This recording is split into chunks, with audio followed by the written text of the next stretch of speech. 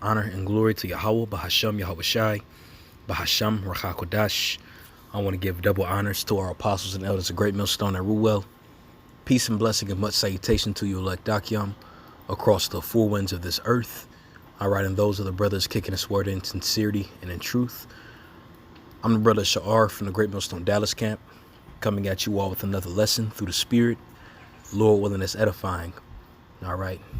Now, my intentions on this lesson isn't for it not to be too long, but more so getting straight to the point.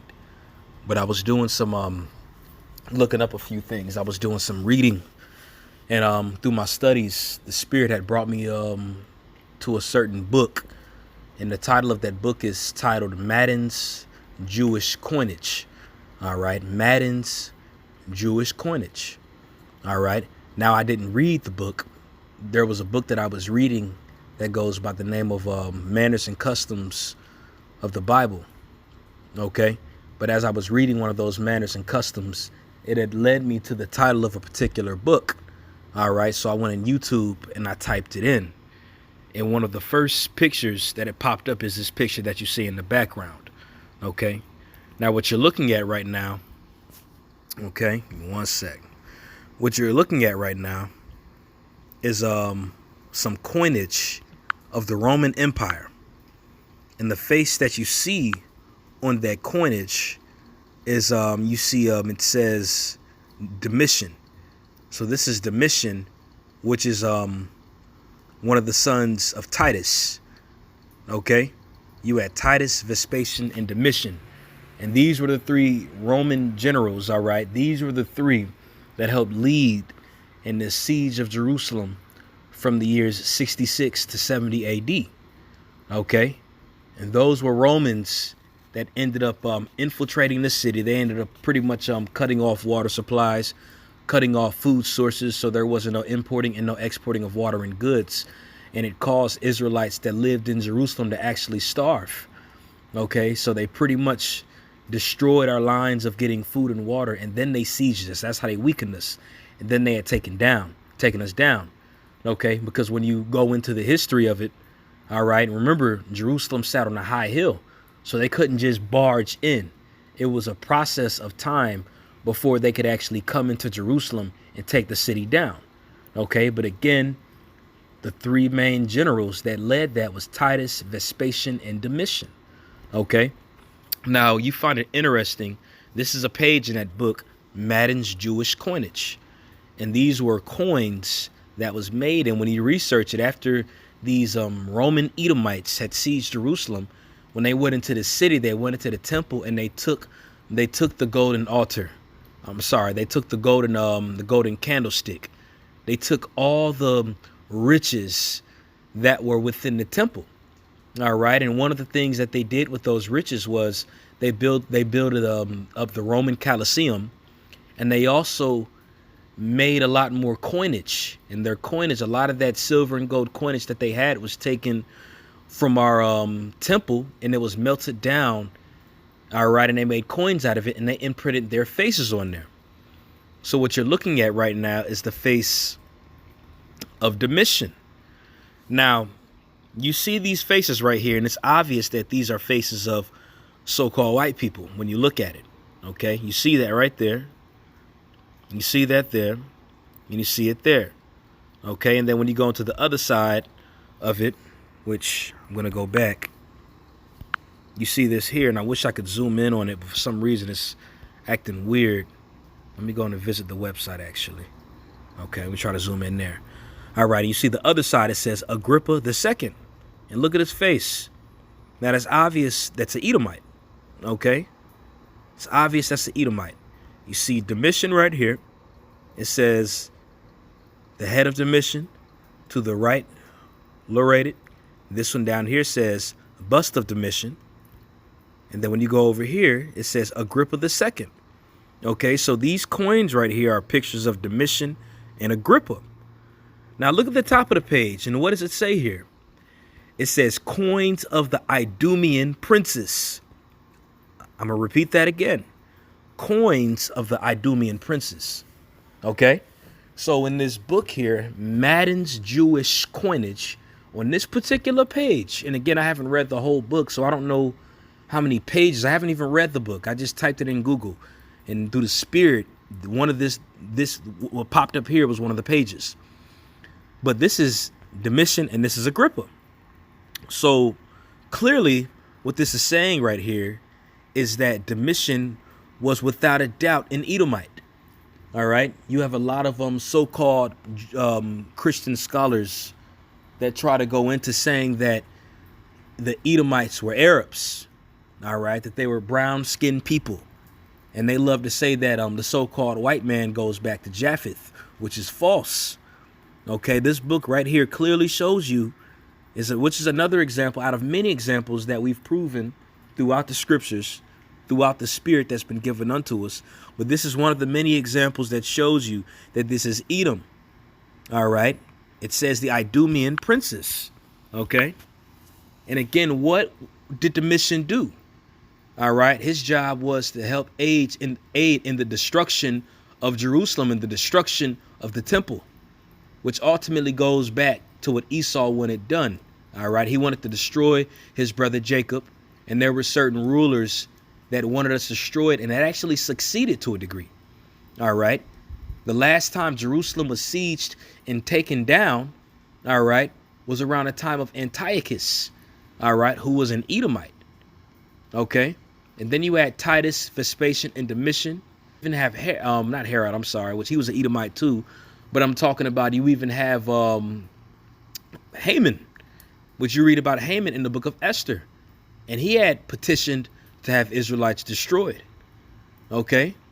So again, this just goes into many examples of this man being the devil, that the Edomite is the so-called white man, and that he wants to fulfill his role in the destruction of his brother Jacob. Okay. Now I want to bring out just a few precepts, and I'm going to close this lesson out. This is going to be in the book of Ezekiel, the 35th chapter, and I'm going to start at the top. It says, moreover, the word of the Lord came unto me, saying, Son of man, set thy face against Mount Seir and prophesy against it. And when you go into that word Seir in the Hebrew, that word there is Sha'ayar. Okay. And when you go into that word Seir, it means hairy or shaggy. Okay. And who was the hairy man? Who was born hairy? Who came out of the womb hairy? That's Esau, Edom, the he-goat that you read about. Well, really, technically in Daniel 8. The he-goat was Greece, all right? But at the end of the day, the Grecian Empire was the first empire where the Edomites had started ruling, okay? But it says, patriarch of the Horites, the inhabitants of Edom, before the descendants of Esau, the Edomites, all right? It says the land of Edom, south of the Dead Sea, okay? It says apparently also called Mount Seir, or Sha'ayar, and extending most of the distance of the mountain range itself, okay? So obviously we see this as Esau, Mount Seir. Mount Seir is synonymous for Esau, just as Mount Zion is synonymous for Israel.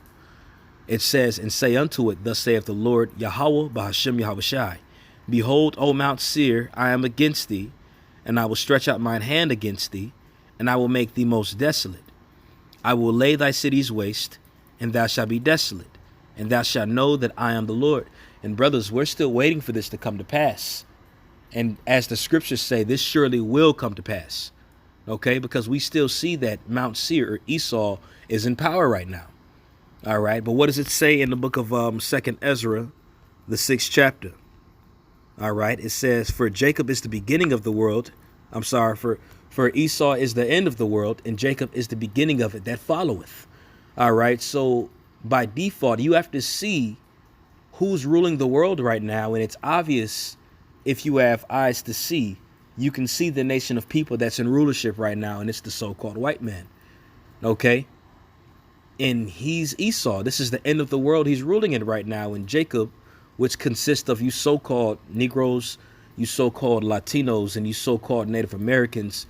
And by the way, you also do have Israelites that are scattered throughout the four corners of the earth that might look like other nations, but their lineage still goes back to the patriarchs of Abraham, Isaac, and Jacob.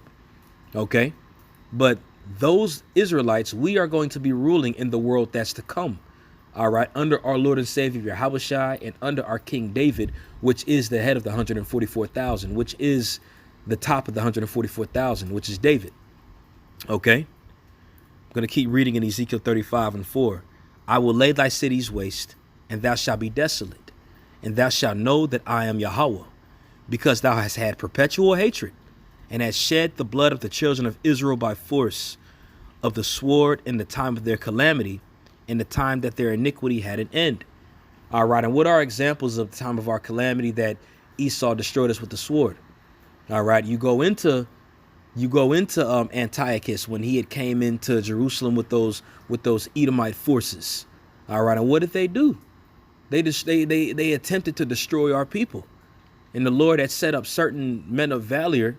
All right, Judas Maccabees and the brethren, the Maccabees, to fight against them.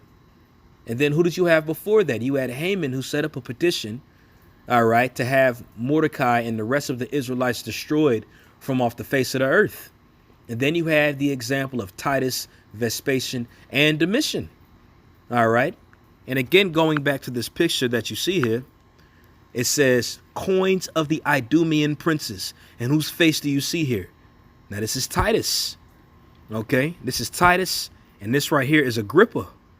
And these are considered Idumean princes. All right. So what's the judgment that the Lord has for Idumea?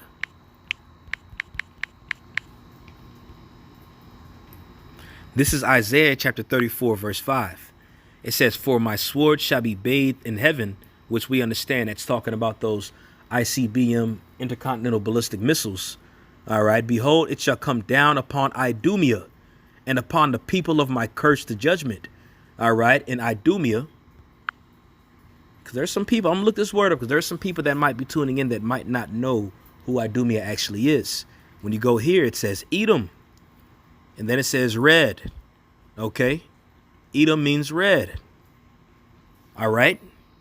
And he's the hairy man. He's the twin brother of Jacob, as you see right here. This is the so-called white man who's really red when you look at his skin. He's not white, he's red because his blood shows forth through his skin. It says the sword of the Lord is filled with blood. It is made fat with fatness, and with the blood of the lambs and goats, with the fat of the kidneys of rams. For the Lord hath a sacrifice in Basra, and a great slaughter in the land of Idumea. All right, and Basra is a chief city in Edom. All right, which you can liken America to modern day Basra, because America is the chief city of Edom, which really is Mystery Babylon. Okay, and I got another precept here I'm going to pull up in Psalms 139. This is Psalms chapter 139. I'm sorry, 137. This is Psalms chapter 137, verse 7. It says, remember, O Lord, the children of Edom in the day of Jerusalem, who said, raise it, even unto the foundations thereof. All right, and we understand that that had taken place after Nebuchadnezzar had came into the city of Jerusalem and he had it burnt down with fire. But the ones that actually burnt Jerusalem down with the fire was Esau, Edom. All right, that was the daughter city. Edom was the daughter city under ancient Babylon that helped aid in our destruction back then. And Edom is the chief city that helped aid in our destruction around the time of 66 AD to 70 AD, which again was led by Titus, Vespasian, and Domitian, which again, when you go back to this picture here, it says was considered a prince of Idumea. And again, looking at this picture here, you obviously see that that's not an Arab. Now the picture's in black and white, but if you have brain cells, all right, in some form of understanding and looking at this individual's facial features here within these coinage, you can obviously see that you have supervisors that look like this person and neighbors and so forth. People that sit at seats in NATO, the EU, United Nations. This is the so-called white man right here. This is Idumea, and the Lord has a perpetual judgment, a very heavy judgment that's coming unto you for what you did unto the Israelites, who again are the so-called Negroes, Latinos, and Native Americans. Psalms 137 and 8. It says, O daughter of Babylon, who art to be destroyed, happy shall he be that rewarded thee as thou hast served us. Happy shall he be that taketh and dashes thy little ones against the stones. Okay? So I just wanted to bring those quick precepts out. And again, going back to the pictures here. And the top of it says coins of the Idumean princes. And so these are coins, and you obviously see the faces right here are considered Idumean princes. And this right here again says the head of Domitian. So this is actually a face of Domitian that was imprinted on the coin, who again is an Edomite or an Idumean, all right, who was a Roman. Okay, so I'm going to end it off on that. Lord willing, this was edifying. I want to give all praise, honor, and glory to Yahweh, Bahashem Yahweh Shai, Bahashem Rakakodash. I want to give double honors to our apostles and our elders of Great Millstone that rule well. Peace and blessing and much salutation to you elect Akyam across the four winds of this earth. All right, and those are the brothers kicking this word in sincerity and in truth. Shalom.